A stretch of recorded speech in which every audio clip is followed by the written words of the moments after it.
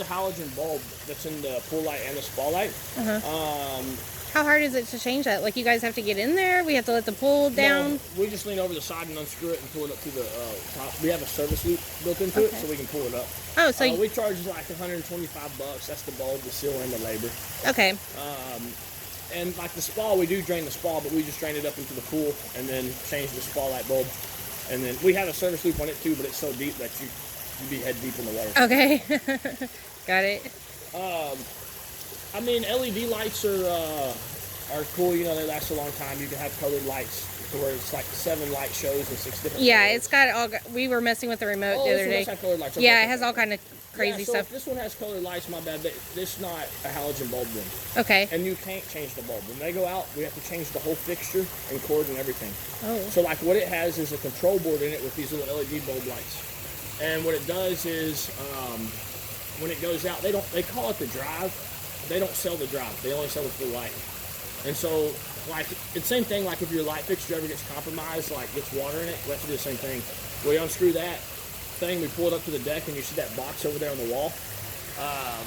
That's called the J-box. We have to take the wire and pull the wire out of the pool, run a fish tape down in the J-box, back out to the pool, put a new light on, and pull it back out.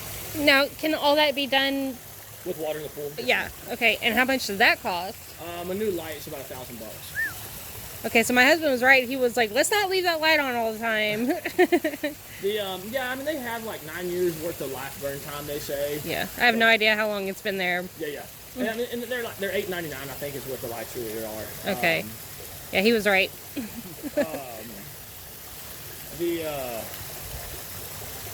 Yeah, and so like so that conduit has water in it all the way, like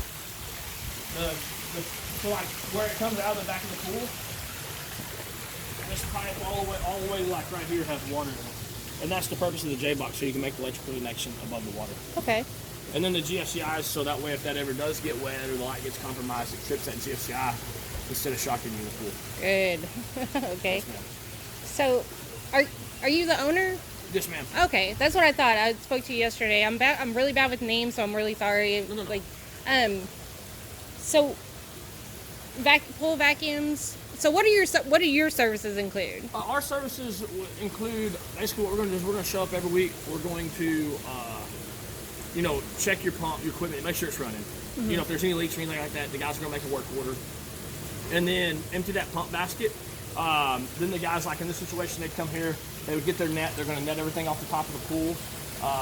Then they're going to vacuum anything in the pool that needs to be vacuumed out, and then brush the pool, check the chemicals, and adjust the chemicals. They brush the pool like with a kind of like scrub the walls and stuff. Yes, Oh, ma'am. okay. So like we have a brush and a pole that once they got through vacuuming it, they're going to go around the pool and brush. You know, they're going to start here and brush all the way around the pool, back around, and the spa. You know, and then that's checking the chemicals and adjusting the chemicals. We charge $160 a month plus tax. I think it's $173.28. I think it's the total. Okay. Don't hold me to that, but it's pretty close. Okay. And then as far as like that, you don't have to do anything. You know, like the only thing you're gonna have to do with the pool is come and empty your skimmer baskets. Like when fall gets here, like y'all don't have a ton of trees, but it's pretty open here, so it does get quite a bit of leaves. Like yeah, here it won't be that bad. I mean, and you may not even have to empty them. These bushes. Yeah, Woo, flowers. they've been all. They're in the bottom of the pool, you know. Yeah. So I've been skimming the top, but the husky hair too. What does that do to the pool? Well, the husky hair is. Or the dogs even being in the pool. Yeah, they cause lots of phosphates in the pool, so it causes algae. You know, like I said, this pool's had black algae a lot in the past. Mm-hmm. The dogs will definitely make the black algae more prone because they're going to feed it with phosphates. And it's not that like you can't swim in the pool with the black algae. You're just going to see it and like you think, oh man, you know, it's disgusting, but it's really, I mean, it is algae, but it's just really, really hard to get rid of. How does it affect people? It's not going to affect you at all. Oh, okay. It's not going to affect you at all. I mean, we don't want it, but it just... Yeah, I got you. Yeah. It's not, I mean, like it's a very, very hard algae to kill. Like what we typically do, like when you get the black algae, we'll like leave you some tabs, and like if it's in areas like that we can't really get to, we'll give you the tab, and once you see it, you can take that tab and rub on there. It's almost like if you got chiggers or something, you'll put bleach on it, same thing. You're rubbing it on there and you're drying it out. And like black algae really like grows a lot in these pools with this exposed aggregate because it has areas to get in there and hide. Okay. The way you kill algae is you when you brush it, you knock off the head of the algae and it allows the chlorine to infiltrate.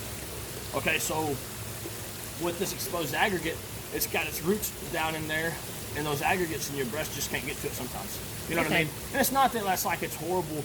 Like last year, like it had black algae, but it wasn't bad. It was just like you've seen patches here and there. You know what I mean? It wasn't like horrible. I only tell you so you like you know what to expect. But dogs are gonna make that more. There's gonna be lots of with all the hair that cause lots of phosphates, and they're gonna cause the filter to have to be cleaned more. Just the basket? No, like the big filter. Oh. Where you take this guy apart right here. Where you take that apart. And Okay. then you pull it apart and there's 8 grids in there. Right. And you have to wash it off. So, We like the manufacturer recommends you clean that every 6 months. We charge $125 to clean it every 6 months. And that's like, so with our service, that's the only extra charges you get was your biannual filter cleans or as needed, but we'll call you and say, hey, the filter needs to be cleaned, so forth and so on. Or we'll call you and say, hey, you need a pump basket or a skimmer basket or your motor one out. Okay. That's like the only extra charges you get. We don't have like extra charges for the service. okay. We bought these sock things that fit on there. Is that good? They do. I mean, They say it's good to collect some of that extra hair to keep it from going in the filter. yeah. Is that And it's not just the hair that clogs up the filter. It's the stuff you don't see that really does the most damage. You know what I mean? Like, not that the hair, like, it does good. The only thing about those filters are those skimmer nets or whatever you want to call them. we haven't put it on yet? Oh, okay, I mean, okay. And just so you know, like, if those go bad, don't like. You can go buy pantyhose. oh, Same okay. thing, yeah. Oh, okay. Like, I always say it because pantyhose is what, like 89 cents or Yeah, something. You know what yeah. I mean? And those are probably like $5 a piece or whatever. Not Yeah. that they're like that expensive. But. No, they were like, I think it was 12 for like 20 of them. Oh, that's not so bad. on Amazon. Yeah. So yeah. That's not bad. Used to, that's what everybody used to use is pantyhose. It had its fad for a while. Not that it's like a bad deal, but you'll notice like if you don't check them often, they're gonna get like the hair on them, and they're gonna line it, and then like the pump will run dry because the water can't run fast enough through that bag with the hair on it to get to the deal. Not that it's like a major deal. You're just like We'll check them a lot. Yeah, I you mean, wanna make sure you check it. because my dogs are very, very hairy. Yeah. And same thing with like, that's what I meant, like during the fall you may have to check the lease. What'll happen is you'll get so many leaves in here that the water can't run through the lease fast enough to get back to the pump. So what's in there now? Is that chlorine? Yeah, these are just chlorine tablets. And how long do they? They last a week or so. Okay. So they've been in there since last Thursday then, I guess. Yes, ma'am. Everybody's different. Sometimes we put floaters. Some people don't want floaters in their pool. That's fine. It's just totally up to you. Yeah.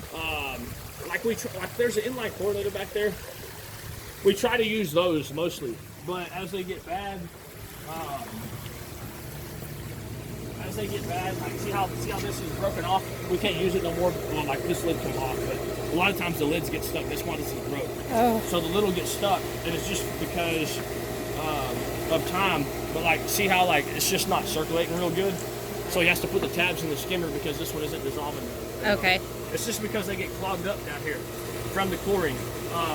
The only way to clean it is muriatic acid, in which that makes mustard gas. So, Yep. the chlorine and the muriatic acid together. Basically. Yes. So, yeah. I was chemical in the Army, so yeah, perfect. learned a little something about that. It's like if y'all wanted to change this, we change them for I think it's $169. So like you can change it and it helps the tabs. I do have a question. Yes, ma'am. So I was trying to read up, I was trying to learn a little something, and I was reading with these ozone generator things. Yes, ma'am. It was supposed to cut down on like the use of chemicals and stuff, right? Is that even functioning? Yeah, that one doesn't function. Okay. I bet it hasn't ever functioned since we done the pool. Oh wow. But you can see like the cords cut here. Oh. That's the ozone. It's supposed to come to this right here. Somebody must have decided it didn't work too well for them. Yeah. I mean, like the ozone is fine. You just have to ozone works great. Like, really, like it's like I'm a big proponent of ozone, but like I like it. But you should use ozone and UV together. Mm-hmm. So like the ozone puts the ozonation in the water. Then if it goes to the UV light, then the UV light can zap it. it's almost pointless to have like just UV and not ozone, or just ozone and not UV. Yeah, I was reading that. Like it may have like, okay, so it may lower your chlorine levels, or like your chlorine usage by, and I'm saying BS numbers, but 10 or 15% with just the ozone or just the UV.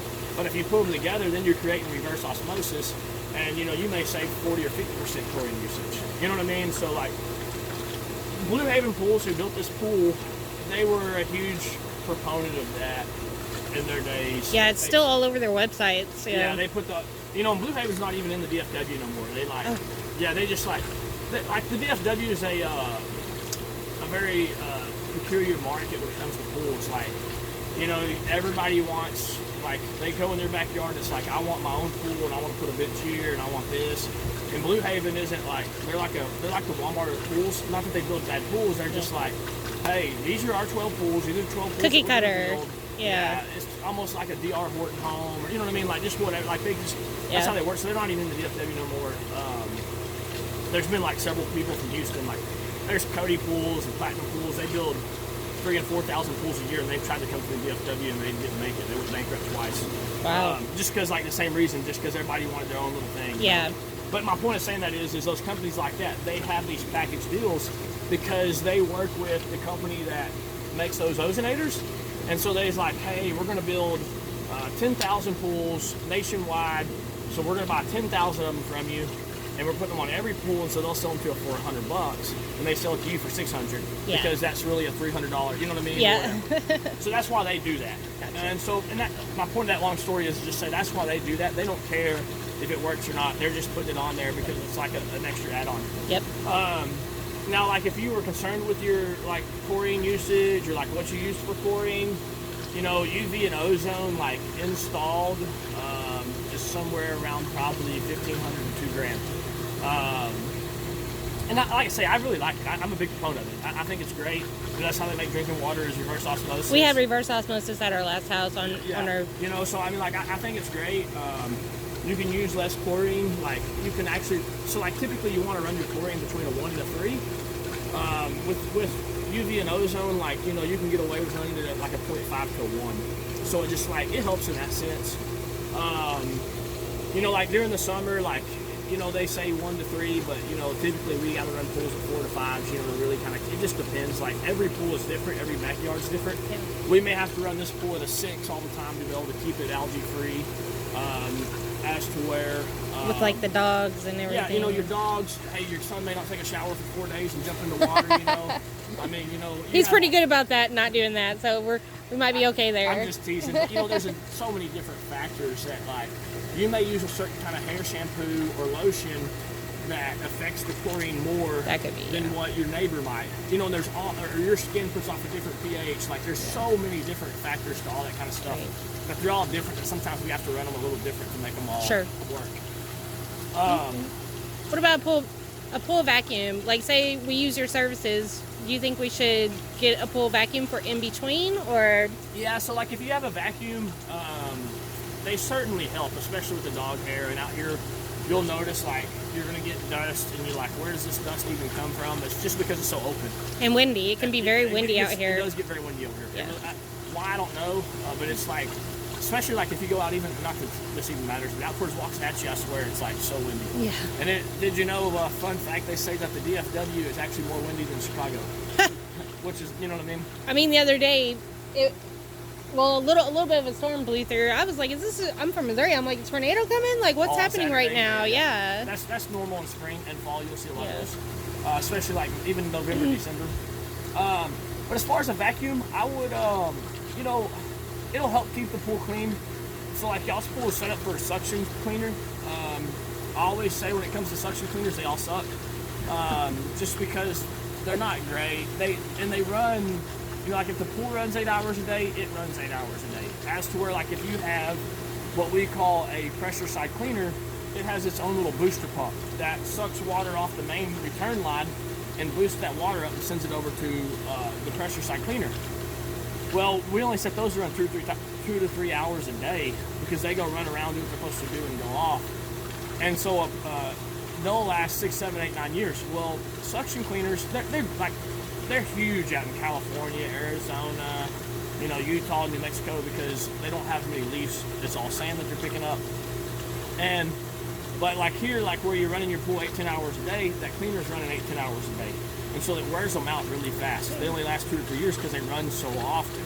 You know, like out there they have them set up to where they have an automated valve that turns to where they can only run 2 or 3 hours a day. The same as to where these are set up. As long as your pool's running, it's running. So the winter comes, if it's in the pool, so like, and I mentioned earlier, but you have what's called a freeze guard. Anytime the outside ambient temperature is like 36 degrees, it's going to turn on your pool and your waterfall, because if they're running water doesn't freeze. Yep. So in that sense, the freeze guard's going to come on, the cleaner's going to run all night, and then the regular schedule comes on and it runs all day. You know what I mean? So it really runs them out fast. My recommendation would be is getting a robot.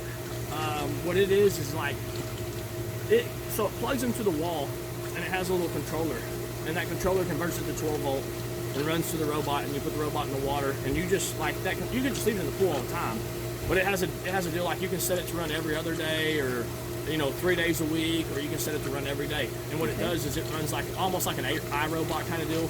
It runs a 2 or 3 hour schedule where it just covers the pool, and it kind of like, I'm not going to say really learns the pool, but it kind of learns the pool kind of like the robots do. Yeah. And cleans the pool up.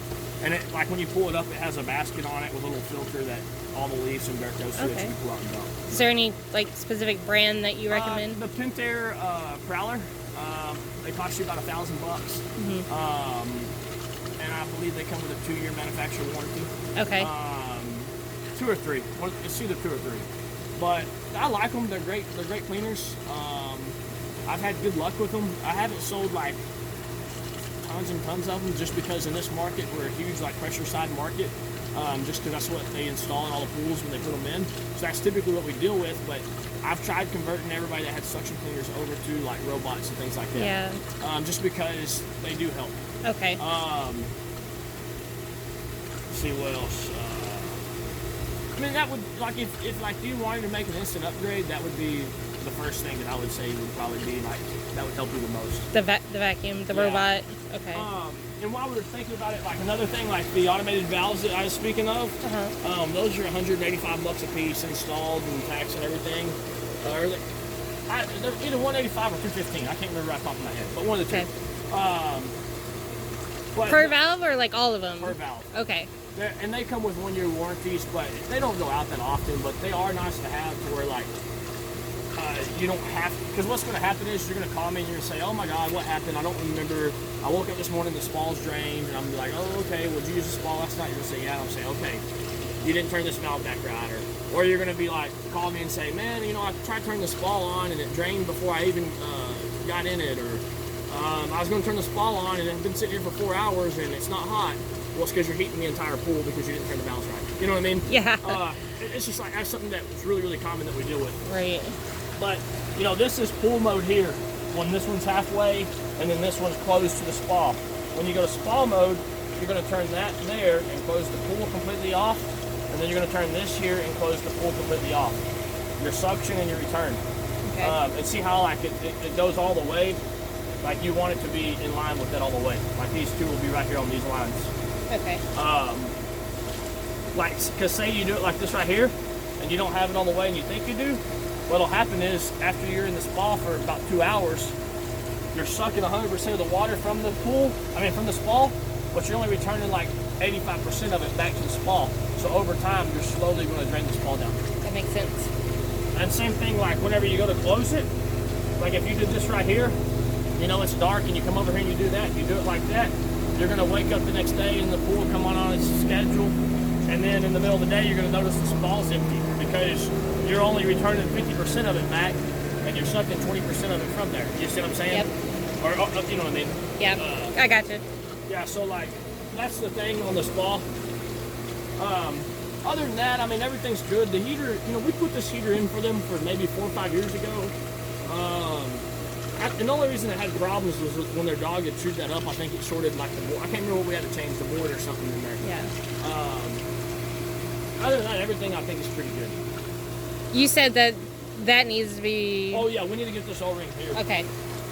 Let's do that for sure. I will say that this pump here is probably the worst pump ever made. Oh my God. I'll tell you that just so you know. like it has no tool. Like they designed it as a pump that has to have no tools to take apart. So like this ring, it's really hard to get apart, and they're a pain. Like typically, if the motor's not out, we have to change the seals. The only way we get them apart is turning the pump on and letting it push the motor out.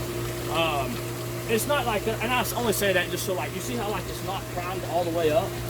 That's like a really super common problem with these pumps, because like it's just like the way that it's made, like it doesn't pull the great problem. I can only tell you so that way when you come, you realize like, oh, it's not that something's like majorly wrong with it. Part of that is going to be because it's O-ring too, because it's sucking air. Yes. You know what I mean? But I only tell you so that way you see. So if we, you know, obviously we can't make a whole bunch of upgrades at once. Yeah, you know, we're coming from like $150,000 house. This is like the dream for us. You know, my husband's about to get out of the military, and so we got to kind of take it easy until his retirement and VA and everything kicks in. Yeah, for sure. But if we got, say, we wanted to replace that pump to something better, you know, do you guys do that? Yes, ma'am. Yeah. I mean, if you wanted to take the pool out and put a whole new one in, we can do that. Oh, and I only okay. say that so that way you know, like anything within the scope of the pool, we can take care Oh, of. okay. Um, And so what, I mean, how much would it cost to get a pump that you would recommend like installed? just an ideal, like a single speed pump motor is $989 installed. A variable speed motor is $1599 installed. Okay. The variable speed comes with a 3-year warranty. The single speed comes with a 1-year warranty. And the pump works fine. Don't like worry about that. The pump works completely fine. I just tell you so that way you kind of know. Okay. Like this O-ring around here will go out a lot. It's just like the way that this is set up with that glass. Like all of them have a clear glass lid and that O-ring, but the way that lid's so big and like it's made, they warp a lot, and so those O-rings go out often.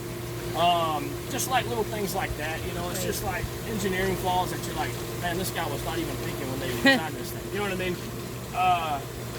mean? But everything is really fine. I mean, I just tell you so that way you know as things come up. It's like, I would rather tell you now than in 6 months tell you something like, well, why didn't you tell me that when we was talking that day, you know? And I'm videoing everything so that we, you know, because I'm not going to remember everything he said. So this is a good resource. And then my husband can watch it. He's a really technical guy. Like he's going to understand everything right off the bat that you're talking about. Yeah, So Aiden just brought up a good point. With my husband being a technical guy, we have like a plasma table in there, and like we're, you know, he does a lot of that kind of work. So he's talking about extending the garage out and taller because, you know, HOA rules, whatever. But if all this had to be moved, it's a possibility because he wants, you know, that may be the only way he gets his shop. To move this equipment, you're probably talking somewhere between like $3,000 and $6,000. Okay. Because what we would have to do is, so like I'm assuming, is the breaker box like right in here, or is the breaker box in the house? It's not in the garage. It's like on the other side of the house. Well, this is what we could do, because this would be a wall. What we could do is we could take all these electrical boxes and put on this outside the wall, and put a J box here, and then run, you know, then we could continue the power out to wherever you want to go. Okay. And then plumbing wise, what we would have to do, the plumbing I imagine is running from here, and the ditch line's probably like right here. We would probably have to tear up this, I mean, if you're standing here, you're tearing up the sidewalk anyway. Yeah. We would tear this up here, and we would find the pipes, and then we would elbow them here and run them out to wherever, and then turn back into the new equipment pad. Okay. I mean, I know you can't give me like an estimate, like a real estimate right now. I would really like figure somewhere between like probably 5 and 10 grand. I mean, that's just like a rough estimate. It's going to get you pretty dang close. These little assholes, they come and yell at you like 20 times a day. Won't let you get close to them. They're not nice. I mean, they don't hurt you, but they do this like 20 times a day. I'm like, Annoying. oh my god. Yes. So. But yeah, I mean, everything's great. I mean, I don't see no issues. The only other thing that would cost is the gas. So like, what does this neighborhood have? I mean, I know it's propane, but do they have? Where's there a tank here? Yeah, it's on the other side over there. It's buried. Okay. Yeah, I figured it was buried. That's what I. Yeah. So they told me yesterday. They were out here yesterday, and they told me that if I wanted to heat the pool, it's going to go through at least 4 gallons an hour. And I'm like, I don't know about that. I'm probably not going to heat the pool ever. Yeah, I mean, I don't know if you heat the whole pool, but so like my dad, his pool is not quite this big, but you know, it's probably 85-90% this big. This is like, say, an 18,000 gallon pool, and my dad's a 14,000 gallon pool. So he just has a 100-pound propane tank on his pool, okay? And, 100 gallon. It was completely full. This was like back in March. His pool was, his propane tank was completely full. And he heated the pool from like 75 degrees to 85 degrees for 3 days. And it used 35 gallons. Okay, so, you know, about $120, $150 for the weekend. Okay, I guess that's not too bad, especially if something special going on or get together. That's not too like bad. say it's Christmas and you're going to heat up the pool. You know, all the family's coming in. You're going to heat it up for 3 days, like $300 or $400. You know, and Okay. you can swim. New Year's or Thanksgiving, something like that. You know, that's something that common people do. Yeah. As far as the hot tub, you're talking. You know, it's going to take 25-30 minutes to heat the hot tub up, and it's going to cost you maybe $10-15. I mean, you know, Not bad, yeah. You know, and you can run it for 2-3-4 hours, and it's going to cost you $15-20 Oh, maybe. okay. You know what I mean? That's Like, not bad. it's not as costly as they try to say. I mean, like old heaters would cost like $7 an hour to run. These new heaters don't cost me that much. And the thing of it too is though, like to mention, like it may use 4 gallons. Like, and he may be saying like during the heating process, it may use 4 gallons an hour to get it to that 85. To get it, yeah. But once it gets there, it's just like your house AC. It's just maintaining it. It's Oh, okay. As soon as it gets to 84, you leave it on running 24/7. As soon as it gets to 84, it's going to kick right back on and pump it back to 85. You know, so like, and you leave the pump running 24/7, so that way it keeps it warm like that. Oh, okay. And because like where you use the gas is where you let it fall back down to 70 and then bring it back to 85 and fall back down. And you know what I mean? Like you leave it on and it keeps it to that temp. So anytime we're heating the pool, we should leave the pump on the entire time Yep, that we're using 24/7. it. Okay. And the heater, so that way it'll kick itself back on and off just like an AC unit would. Okay. That's the best way to do it. Okay. This is really informative. Yeah. So, And then, like, if you wanted to heat the pool, it'd probably take you 12 hours, something like that, maybe. Like, I mean, you know, like if the water's 40 degrees and you're trying to go to 80, it may take you 20 hours. Okay. But if you're just trying to go up 10 degrees, you talk, 8 to 12 hours. okay. Like it's, say his birthday's in February or March and the water's 68 degrees and he wants to have a party and they want to swim. You can get it to 85 for, $100 pretty easy. Like for, what you would do in that situation is like, say you're having the party on a Saturday, you would turn it on Thursday evening and let it start warming up, or even Friday morning. So that way by Friday evening it's warm. And then as a family, you can take advantage of it on Friday, have the party Saturday, take advantage of it Sunday. Yeah. You know what I mean? Yep. And then it's worth it that way. Okay. Awesome. Okay.